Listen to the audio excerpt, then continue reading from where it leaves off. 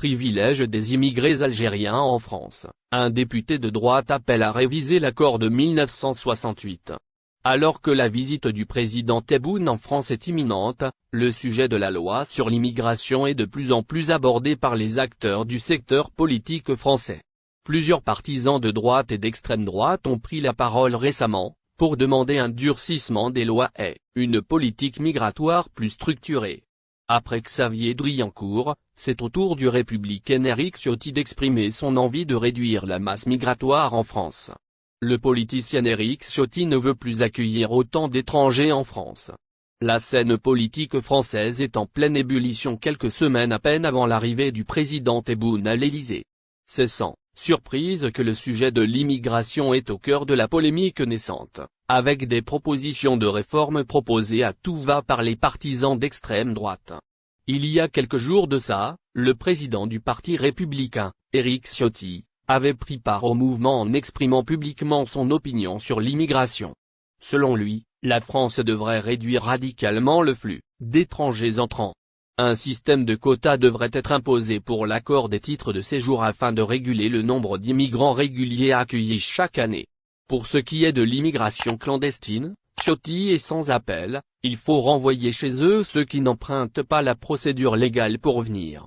Dans cette optique, le président républicain a par ailleurs exprimé son opposition au projet de régularisation des sans-papiers proposé par le Premier ministre français, Gérald Darmanin. Si on commence à régulariser les clandestins, on lance un message à tous ceux qui veulent venir, et qui vont se dire, une fois qu'on a mis le pied en France, on est régularisé. Ça ne marche pas comme ça.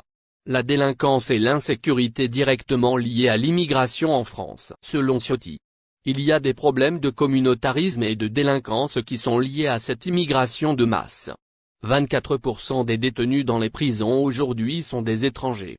90% des vols à la tire dans les transports parisiens sont commis par des étrangers, affirme le politicien. Il faut qu'on intègre mieux ceux qui sont ici et il faut que ceux qui n'ont pas le droit d'y être, repartent chez eux. La remise sur la table de la double peine est une nécessité selon ce dernier. Cette loi, abandonnée il y a peu, inflige aux immigrés condamnés à 1 an de prison ou plus une expulsion automatique du territoire français à l'issue de celle-ci.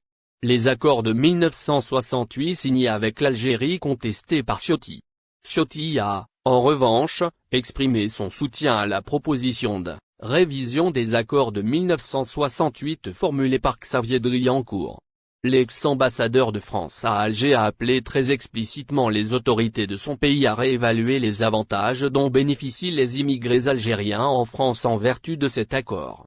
Les accords signés en 1968 avec l'Algérie sont d'une naïveté incroyable.